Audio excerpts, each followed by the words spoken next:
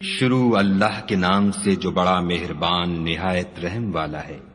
اے پیغمبر صلی اللہ علیہ وآلہ وسلم، جو چیز خدا نے تمہارے لیے جائز کی ہے تم اس سے کنارہ کشی کیوں کرتے ہو؟ کیا اس سے اپنی بیویوں کی خوشنودی چاہتے ہو؟ اور خدا بخشنے والا مہربان ہے۔ خدا نے تم لوگوں کے لیے تمہاری قسموں کا کفارہ مقرر کر دیا ہے، اور خدا ہی تمہارا کارساز ہے، اور وہ دانا اور حکمت والا ہے۔ اور یاد کرو جب پیغمبر نے اپنی ایک بیوی سے ایک بھید کی بات کہی تو اس نے دوسری کو بتا دی جب اس نے اس کو افشا کیا، اور خدا نے اس حال سے پیغمبر کو آگاہ کر دیا تو پیغمبر نے ان بیوی کو وہ بات کچھ تو جتائی اور کچھ نہ بتائی۔ تو جب وہ ان کو جتائی تو پوچھنے لگیں کہ آپ کو یہ کس نے بتایا؟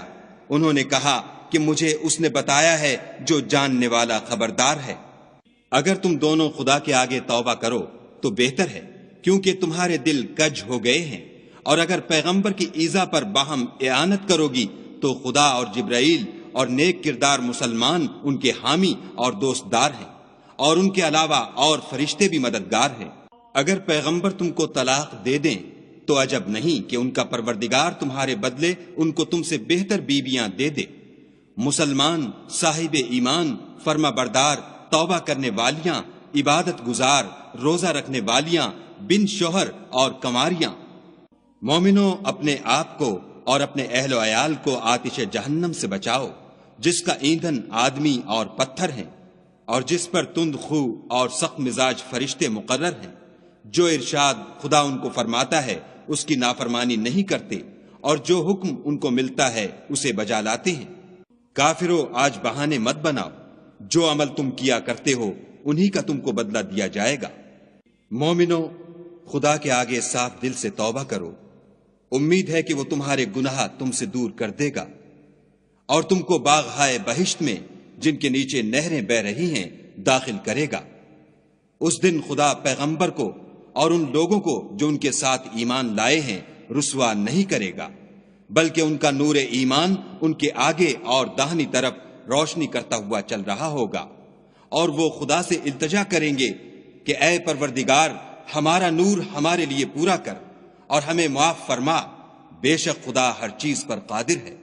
اے پیغمبر صلی اللہ علیہ وآلہ وسلم، کافروں اور منافقوں سے لڑو اور ان پر سختی کرو، ان کا ٹھکانہ دوزخ ہے اور وہ بہت بری جگہ ہے۔ خدا نے کافروں کے لیے نوح کی بیوی اور لوط کی بیوی کی مثال بیان فرمائی ہے۔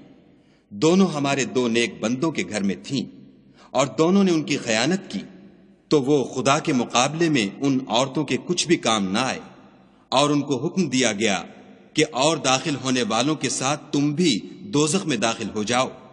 اور مومنوں کے لیے ایک مثال تو فرعون کی بیوی کی بیان فرمائی کہ اس نے خدا سے التجا کی کہ اے میرے پروردگار، میرے لیے بہشت میں اپنے پاس ایک گھر بنا، اور مجھے فرعون اور اس کے اعمال زشت معال سے نجات بخش، اور ظالم لوگوں کے ہاتھ سے مجھ کو مخلصی عطا فرما۔